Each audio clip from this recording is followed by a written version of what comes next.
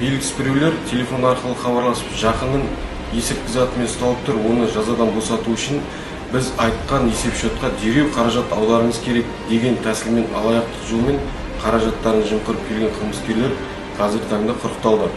Ағымдағы жылдың сәуір айынан бастап Қызылорда облысы полиция департаментінің қызметкерлерімен интернет алаяқтықтарды құрықтау бойынша жүргізілген арнайы іс-шара сәтті аяқталды.